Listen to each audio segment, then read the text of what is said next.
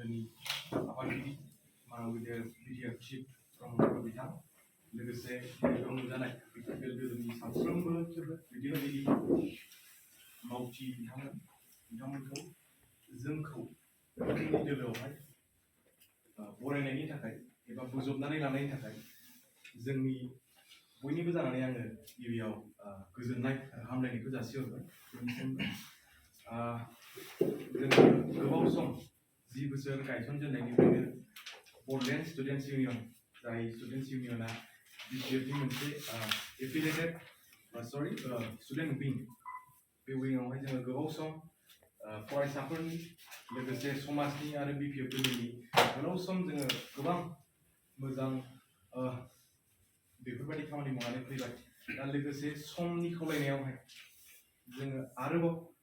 साबसिनै मावनो थाखाय नोंथांमोननि दैदेननाय बिटिआर सरकारनि जे आसनि आरो जोंनि मानगिदिर चिफ एक्जिकिउटिभ मेम्बार प्रमद बर' सारनि जे मिशन भिजन बेवहाय जोङो मोनसे जोंनि गोसोआ दुंगाखांदों नोंथांमोननि दोलोजों नोंथांमोननि सरकारखौ हेफाजाब होनो आरो गोख्रोंसिन मोनसे स्टेजसिम लाबोनायावहाय जोङो मदद होनो हागोन होननानै जोङो फोथायनाय दं जोंनि सायाव आरो आङो बेखौनो आसा खालामबाय जे जि खामानिफोरखौ जों सिगाङाव मावबोबाय आरो बिनिफ्राय हामसिनै नोंथांमोननि बे दोलोआव फैनानै बिनिफ्राय साबसिनै जोङो मावनो थाखाय स्कप एबा स्पेस मोनगोन बेखौ आसा खालामबाय जोबनायाव खेबसेबाव बयनिबो जाहाथे आनान गसाया सोलेरखौ गोग्गो लाखिनानै समाजनि जोंनि बिटिआर ओनसोलनि रायजो राजानि